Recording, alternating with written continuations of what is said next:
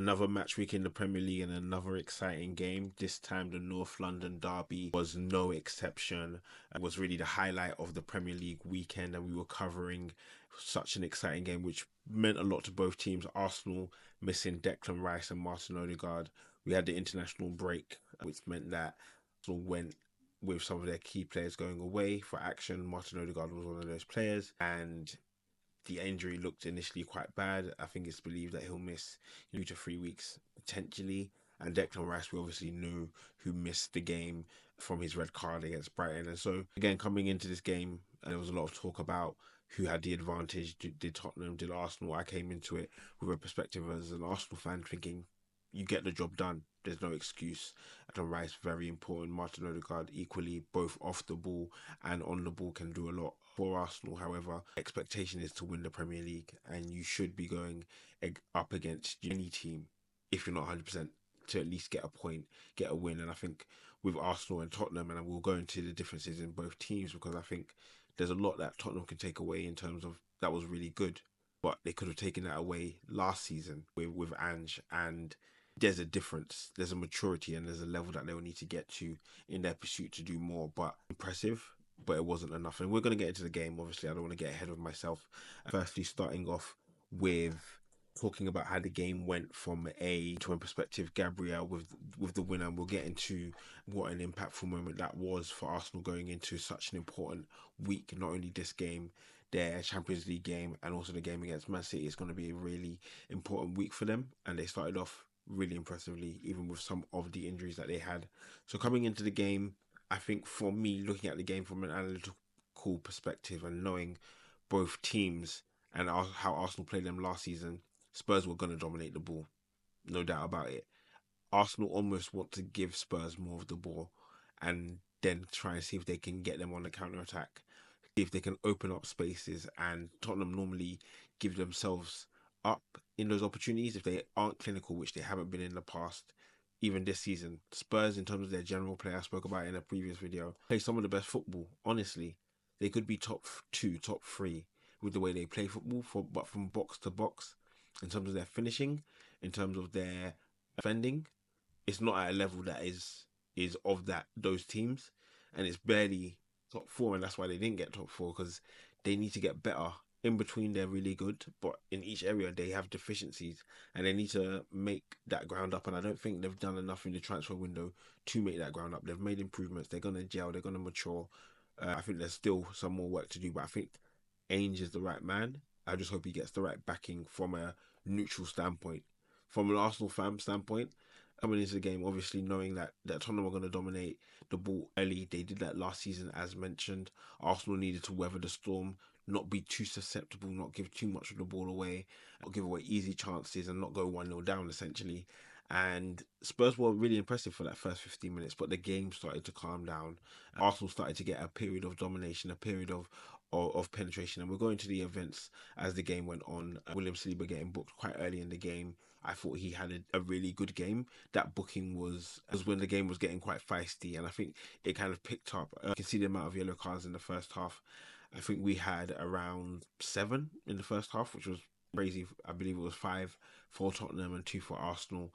And again, it was a feisty game. It was one which was competitive. There was a number of incidences. Obviously, Timber, making the turn against Porro, catching him accidentally, and the whole game kind of was quite tense for both teams. Tottenham, I think, felt the pressure of not facing a full strength Arsenal side, and Arsenal obviously felt the strain of not having their captain and not also having one of their most impactful players, their £100 million man. So going into the half, as an Arsenal fan, felt confident, but obviously in a position of anything can happen, and they're dangerous, and they were playing well. If you're talking about in terms of playing football and being expressive and I would say dangerous in spurts, then Spurs were probably your team, but Arsenal was solid, they were regimented, and they were also threatening in their own right. And so the game was quite equal. Either team could have had a discussion, but really and truly a draw at that time was a fair discussion. Coming into the first half, I think Spurs, needed a little bit more. From an Arsenal perspective, I think the key thing that I held on to from that first half, rightly or wrongly, was that Gabriel Martinelli missed. That was a crucial opportunity. I'd love to see what the expected goals was on that. But for me, he has to put that away. He has to complete that opportunity, and that's a tailor-made opportunity for him. That should be his bread and butter. That has been his bread and butter. For me, he either needs to finish it or he needs to find Saka with the pass. Either or. That finish was too early. He hadn't put the goalkeeper in a period where he was in any jeopardy. It was a really calm and tame save. And so coming into the half time, I think that was the real thing I held on to, rightly or wrongly. I think I felt from an Arsenal perspective, that should have been one goal, 1-0. And from a Tottenham perspective, they had opportunities, they had threatened. Arsenal were in some trouble at times, but I don't think that clear opportunity had found themselves in that same way. And then the second half began. We again, it was a really tentative game. Both teams were competing. Gabriel obviously got the winner, but when that header came in, when that corner was won, I think Gary Neville said it best. There was just an air of inevitability. There was a stat showing that Arsenal were obviously the best team from set pieces, and Spurs were one of the worst teams from set pieces, and it felt like inevitable that if Spurs gave up more opportunities, that Arsenal would eventually get an opportunity to score and find their way in. And so that goal went in. Arsenal, I think, were any team who had scored would have been good for it. That's what I would say. Either team who would have scored would have been good for it. I think Arsenal deserved a goal because they were still in it. They were strong away from home and they took advantage of an opportunity and a weakness within their opposition, which they had found. And so quickly Spurs made the chances and changes, and I don't think the impact was really noticeable. I felt, honestly, I didn't want to say it during the game, just out of respect for how Tottenham were playing previous to that, but I felt like that goal literally sucked all the energy out of the team. It looked like they were out of ideas. They didn't look like they knew what they were doing, and it was really a tame attempt from them in terms of how they were progressing. We're going to go into the individual match ratings. Obviously, Arsenal saw the game out defensively really strong. I would call out a couple of people, and I'll start from the Tottenham side. Obviously, in defeat wasn't really good. Solanke, I believe, will be a good player for Tottenham, but it's going to take a lot of time. Like, connections are there, but the decision making isn't, and hopefully that will improve over time. Brennan Johnson, not enough for me for how much Tottenham spent. I believe it was 40 million, 45 million. I may be mistaken. Need more output, if I'm being honest with you. Bentancur, okay. One of the mill performance wasn't impressive to me. Kulusevski, I expected a little bit more. When he does have that in between play, there was a little spell for Spurs where he was really impressive, actually, linking the play, being that glue. Son, really impressive at times. He had White on toast. But there wasn't enough of those opportunities. Do Spurs need to think about getting him the ball more, putting him in dangerous positions? Madison, again, I don't think his impact was felt enough. Um, those two players should have, came from a Spurs standpoint. And I don't think they had enough of the ball to do that. It just didn't feel like they had enough of the ball to do that. Even though possession was in with them, were they in the right spaces? That's a question that Ainge needs to think about, because they're having more possession in these games, and they should be in more dangerous areas and taking advantage of those opportunities and dominating the stats. And it doesn't seem to be that way, and they seem to have more of the ball, but not actually able to do much with it. And that's because Arsenal, out of possession, are such a strong team. Mickey Van Ven, player. Havertz played well, disturbed both centre backs to a point. I think defensively on those set pieces, he's not at fault. Obviously, Romero more culpable, I would say. Yeah, backs. I think Havertz can give problem throughout a game, but I think again, defending set pieces, that needs to be their badge of honor. If they're conceding as a team collectively, I as centre back partnership will take that on myself to make sure that no one's put towards the good work that we're doing as a team, because Arsenal weren't finding their way through consistently. They were finding their way through on occasion, but it was vice versa, and it was a really competitive game. Pedro Porro going forward really good. I think defensively, he was out a couple of times, to be honest with you, but Arsenal didn't take advantage of that. And with that in mind, away from what he does going forward, but defensively, he's there to be at. Looking at Vicario, I thought he looked really nervous when it came to set pieces. I think Gary Neville spoke about it as well. He looked so nervous. He looked like he knew that the team was susceptible. He's susceptible to set pieces. And even the way he fended and like before that header, it was right at him. It was a powerful header, no doubt about it, but it was right at him. And he had no chance. And so I'll be worried. It will be the first time this season. It probably won't be the last. And it's as a Spurs fan, I'll be really annoyed about when this weakness in our team would be sorted out, because it draws into defeats and wins into draws, and that's not going to help your charge if you want to get to the top of the Premier League. You want to get into the Champions League.